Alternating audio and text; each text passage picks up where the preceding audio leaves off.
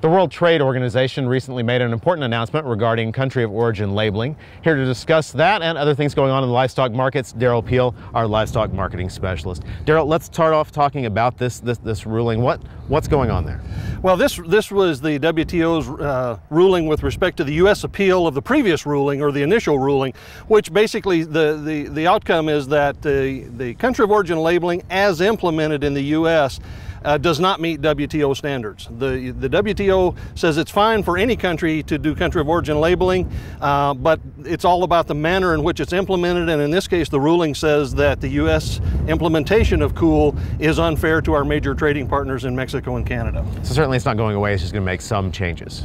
The U.S. now needs to either make some changes on how the rule is implemented, do away with it, or face the consequences of failing to make any changes within that WTO body.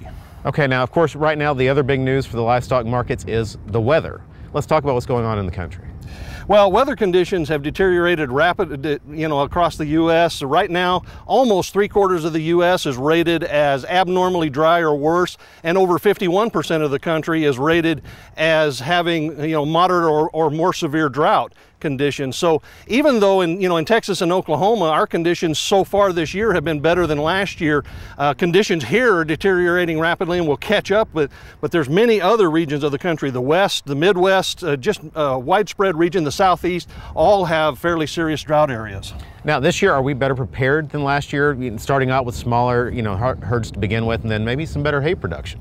Well, again, here in Texas and Oklahoma, we certainly have not rebuilt cattle numbers, so we're starting with lower numbers. We did get to produce some hay in the early part of the year, so producers, the conditions are a little bit better here. Around the rest of the country, hay production will be significantly impacted, and the conditions, are just beginning to get tight, but they have the potential, as early as we are in the year, to deteriorate rapidly with significant impacts on cattle markets. Okay, so then advice for producers in terms of marketing right now, what do they need to be doing?